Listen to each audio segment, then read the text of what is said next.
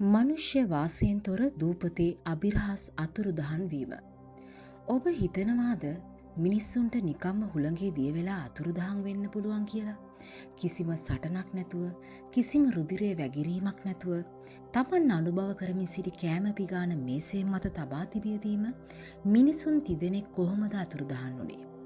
අද අපි යන්නේ 1900 වසරේ සීතල දෙසැම්බර් මාසයට. ස්කොට්ලන්තයේ අතිශය දුෂ්කර ප්ලැනන් දූපත් සමූහයට. එහි තිබූ ප්‍රදීපාගාරයේ සේවය කළ පල පුරුදු සේවකයින් තිදෙනෙකුට සිදු වූයේ කුමක්ද? ඔවුන් මුහුදට වැටුණාද? නැතිනම් කවුරුන් හෝ ඔවුන්ව රැගෙන ගියාද? වසර 120ක් ගත වී ඇතත් අදටත් විද්‍යාවට විසඳිය නොහැකි වූ ඒ මහා අභිරහසයි මේ. වීඩියෝව අවසානයේ දක්වා බලන්න. අවසානයේදී ඔබට දැනෙන දේ ගැන පුදුම හිතේ. ස්කොට්ලන්තයට බටහිරින් පිහිටි මේ හුදකලා දූපත් සමූහය හැම විටම රළු මුහුදෙන් සහ තද සුළඟින් පීඩා විඳි තැනක්.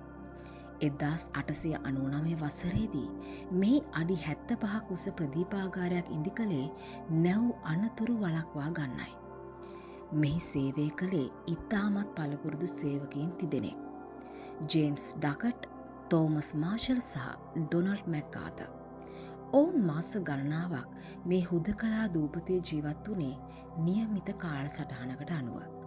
නමුත් 1900 වසරේ දෙසැම්බර් 15 වෙනිදා ඒ අසලින් ගමන් කළ ආකේටර් නම් නැවට පෙනී ගියා ප්‍රදීපාගාරයේ ලාම්පුව දැල්වෙන්නේ නැති බව. කාලගුණේ ඉතාමත් අයහපත් නිසා ඒ මොහොතේ ඒ ගැන හොයා බලන්නට කිසිවෙකුට හැකියාවක් ලැබුණේ නැහැ. දෙසැම්බර් 26 වෙනිදා එනම් නත්තලට පසුදින සහන සේවා යාත්‍රාවක් දූපතට ළඟා වුණා. ඔවුන් වෙරළට එන විට සාමාන්‍ය සේවකයින් ඔවුන්ව පිළිගැනීමට පැමිණිය යුතුයි. ඒ ඔවුන්ගේ පුරුද්දක්. නමුත් එදා වෙරළේ කිසිවෙකුත් සිටියේ නැහැ. කපිතාන් ජේම්ස් හාට් සහ සහායක ජෝසප් මුව ප්‍රදීපාගාරය තුළට ඇතුළු වුණා. එහි දොරවල් වසා දමා තිබුණා. ඔවුන් ඇතුළට ගිය විට දුටු දර්ශනයෙන් ඔවුන්ගේ ලේ සීතල වුණා. කුස්සියේ මේසේ මත කෑම පිගම් බෙදා තිබුණා. එක පුටුවක් පමණක් පෙරලී තිබුණා. මුළු ප්‍රදීපාගාරයම අතිශය නිහඬව තිබුණා. එහි තිබූ ඔරලෝසුව නතර වී තිබුණා. වැඩියෙන්ම පුදුම හිතෙන දේ තමයි ඔවුන්ගේ කබා ටිකක් අතුරුදන් වී තිබුණත් එක කබායක් තවමත් ඇනේ එල්ලා තිබීම. රළු සීතල කාලගුණයකදී කිසිම සේවකයෙක් කබායක් නැතිව එළියට යන්නේ නැහැ. එසේනම් ඒ තුන්වැනි පුද්ගලයා කබාය පවා නොගෙන එළියට ගියේ ඇයි? ඔවුන් අවසන් වරට තැබූ සටහන් පොත නැතිනම් ලොග් පොතේ පරීක්ෂා කිරීමේදී තවත් අමුතු දේවල් කිහිපයක්ම අනාවරණය වුණා. දෙසැම්බර් 12 වන දින සටහනක තිබුණේ තමන් ජීවිතයට දැකපු නැති දරුණුම සුළි සුළඟ හමන බවත් පළපුරුදු සේවකයෙකු වූ ජේම්ස් ඩකට් පවා හඬමින් සිටින බවත්ය. නමුත් පුදුමය නම් ඒ දින කිහිපය තුළ ඒ ප්‍රදේශයේ එවැනි දරුණු කුණාටුවක් හෝ සුළඟක් වාර්තා වී නොතිබීමයි. දෙසැම්බර් 15 වෙනි දින අවසන් සටහනේ තිබුණේ කෙටි වාක්‍යයකි. කුණාටුව අවසන් විය, මුහුද සංසුන් විය. දෙවියන් අප සැම ආරක්ෂා කරත්වා. එම සටහන වූයේ එයයි.